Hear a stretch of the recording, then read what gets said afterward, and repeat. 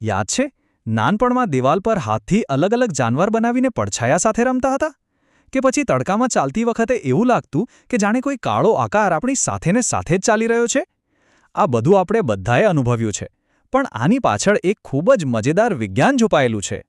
પણ ક્યારેય ઊભા રહીને વિચાર્યું છે કે આ પડછાયો એ ખરેખર છે શું?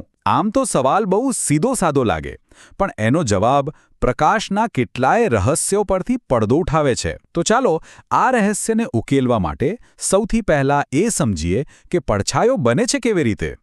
જુઓ, એકદમ સિમ્પલ છે. પડછાયો એટલે એવી જગ્યા જ્યાં પ્રકાશ પહોંચી નથી શકતો કારણ કે વચ્ચે કોઈ વસ્તુ આવી ગઈ છે. બસ, પડછાયો બનાવવા માટે આપણને ખાલી 3 વસ્તુઓ જોઈએ. પહેલું, પ્રકાશનો કોઈ સ્ત્રોત, જેમ કે સૂર્ય કે પછી ઘરમાં બલ્બ. બીજું, કોઈ અપારદર્શક વસ્તુ જે પ્રકાશને રોકે. અને ત્રીજું, એક સપાટી, મતલબ કે દિવાલ કે જમીન, જેના પર પડછાયો દેખાય. જ્યારે આ ત્રણે ભેગા થાય ને ત્યારે જાદુ થાય છે. પણ એક મિનિટ, શું બધી વસ્તુઓ સરખો જ પડછાયો બનાવે? ના, બિલકુલ નહીં.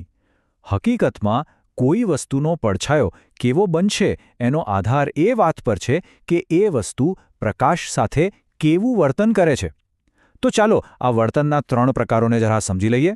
તો જુઓ, આપણે વસ્તુઓને 3 કેટેગરીમાં મૂકી શકીએ.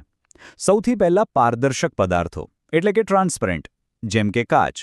આમાંથી પ્રકાશ આરામથી આરપાર જતો રહે છે, એટલે પડછાયો લગભગ બને જ નહીં. પછી આવે પારભાસક.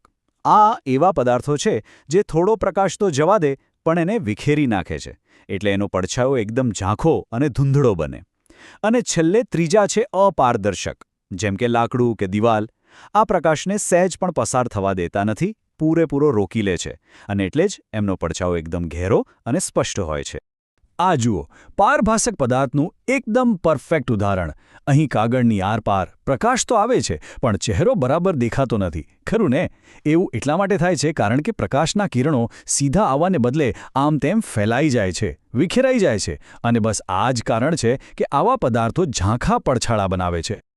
તો આનો મતલબ શું થયો? મતલબ એ કે પડછાયો પોતે જ એક ક્લુ છે, એક સંકેત.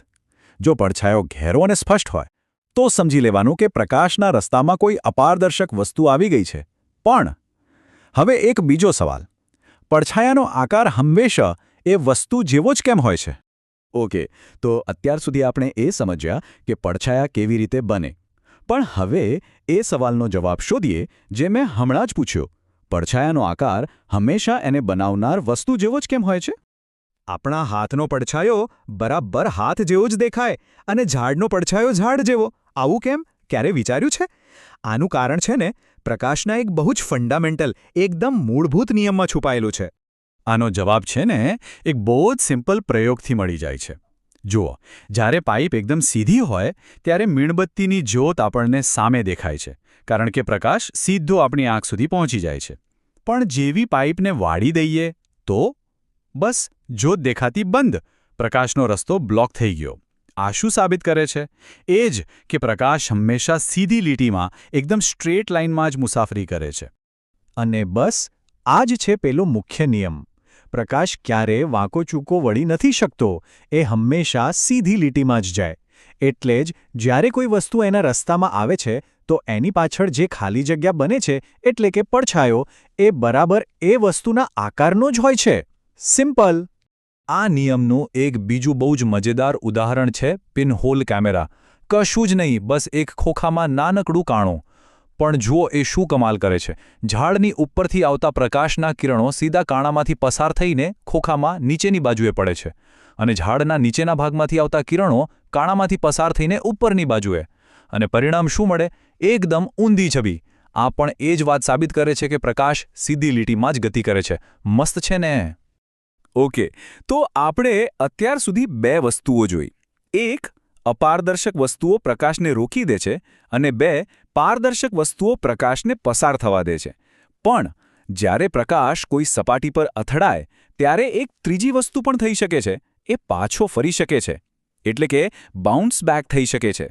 વિજ્ઞાનની ભાષામાં આ ઘટનાને પરાવર્તન અથવા રિફ્લેક્શન કહેવાય છે. કોન્સેપ્ટ એકદમ સીધો છે. જ્યારે પ્રકાશ કોઈ સપાટી સાથે ટકરાઈને પાછો ફરે, બસ એ જ છે પરાવર્તન. અને આનું સૌથી બેસ્ટ ઉદાહરણ કયું? અરીસો. અરીસાની સપાટી કેવી હોય?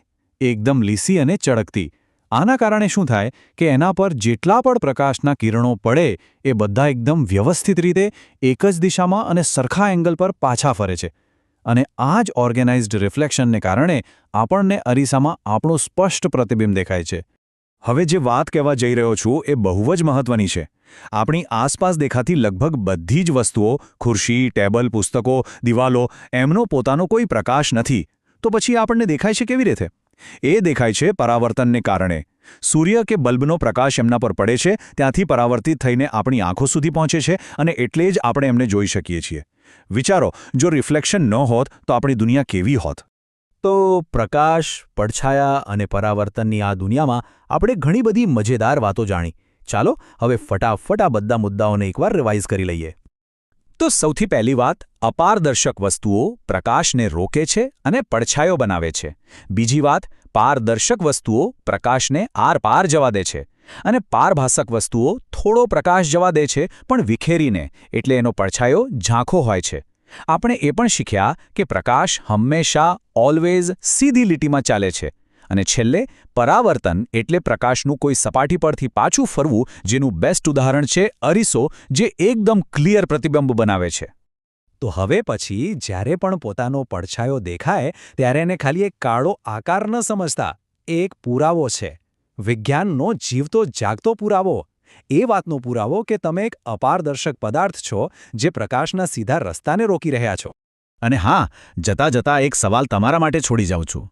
આપણે એ તો સમજ્યા કે આપણે મોટાભાગની વસ્તુઓ પરાવર્તનને કારણે જોઈએ છીએ, તો પછી દરેક વસ્તુ, જેમ કે દિવાલ કે ટેબલ, અરીસાની જેમ આપણું ક્લિયર પ્રતિબિંબ કેમ નથી બતાવતી? આના વિશે વિચારજો.